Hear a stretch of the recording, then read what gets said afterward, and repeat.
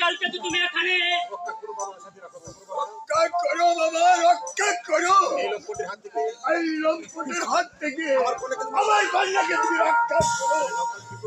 কালকে তুই ছেড়ে দাও এই নারীকে। না না না, ওকে আমি ছাড়বো না।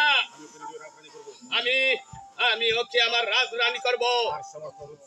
আর সমস্ত রোগ সুধা সারা জীবন আকন্তে পান করে ও হবে আমার মধু, আর আমি হব তার মধুকর।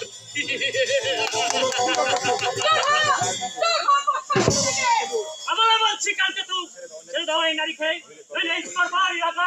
আমি তোমার পাপের যোগ্য পুরস্কার দেবো। তুমি এত নীচ, এমনি করে সমস্ত প্রজার মাঝে অত্যাচার করো, এমনি করে অবলা নারীদের সতীত্ব হরণ করো।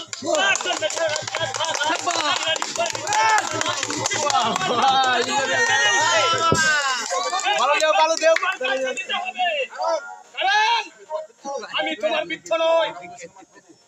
রাজা উদয় সিং আমার প্রভু, প্রয়োজন হলে তারই কাছে আমি ক্যামেরার সামনে কাটে ভালো দিন অধিকার আছে বলে, কারণ সেখানে রাজা নয়, রাজা প্রজা বিদ্যমাত্র। তাই রাজার কর্তব্য হচ্ছে ওর মতো কুকুরগুলোকে চাবুক করে শিক্ষা দেওয়া। অত্যন্ত যুবক, আমার ধৈর্যের সীমা অতিক্রম করো না, তাহলে তোমার চাও আমি ক্ষমা করবো না। বুঝেছি শয়তান, বুঝেছি। রাম তোকে স্মরণ করেছে, তবে গ্রহণ কর পশু তার পাপের যোগ্য।